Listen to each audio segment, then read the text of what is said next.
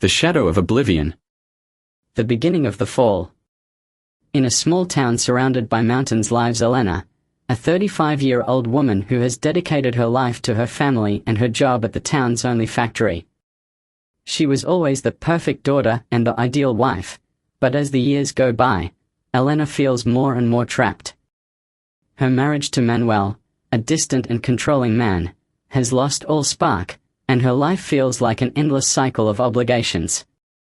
Deep inside, something burns, the desire to find her true identity, to rediscover the passions and dreams she sacrificed to meet everyone's expectations. One day, Elena receives a letter that will change her life forever. Her father, whom she hasn't seen in 20 years, has died. However, instead of sadness, Elena feels a mix of relief and anger, as he abandoned her when she was a child, leaving her with her sick mother without any explanation. Ghost of the past. The Determined to understand why her father abandoned her, Elena visits the old house. That holds dark secrets. The place looks like a mausoleum of forgotten memories, with dusty photographs of a time she never knew. While exploring the house, she finds a diary hidden inside a broken wall. Written by her father, the diary reveals a devastating secret: he fled to protect her from an imminent danger, connected to a debt he owed to dangerous people. As Elena reads more, she begins to experience disturbing visions and nightmares. In her dreams, a dark figure chases her, and the diary suggests that there's more than just debts at play. Her father mentions a series of strange events, unexplained deaths in their family that go back generations. Soon, Elena feels like she's being watched. The lights in the house flicker, objects move on their own, and one night, she finds an old photo of herself as a child, with a strange mark on her face. Rebirth in the darkness. As she battles the revelations from the diary and the supernatural manifestations, Elena's daily life starts falling apart. Manuel, her husband, accuses her of losing her mind and becomes increasingly controlling and aggressive. He doesn't want Elena to keep digging into her family's past, calling it all nonsense. This creates more friction between them, and Elena begins to suspect that Manuel knows more than is letting on. Determined to find the truth, Elena digs deeper into the mystery. She travels to the nearest city to investigate the names her father mentioned in the diary, people connected to the debt and the supernatural events.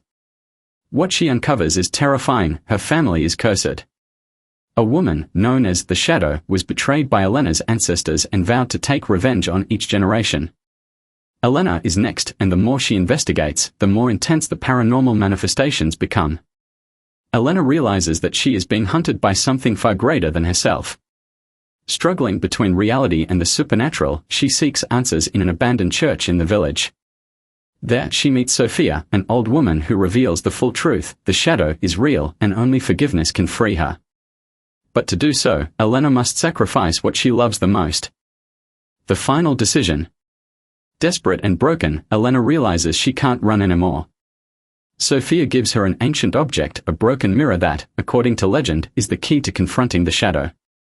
But in her quest for redemption, Elena must decide whether she can give up everything she loves to break the curse. The visions of her father and his mistakes intertwine with reality.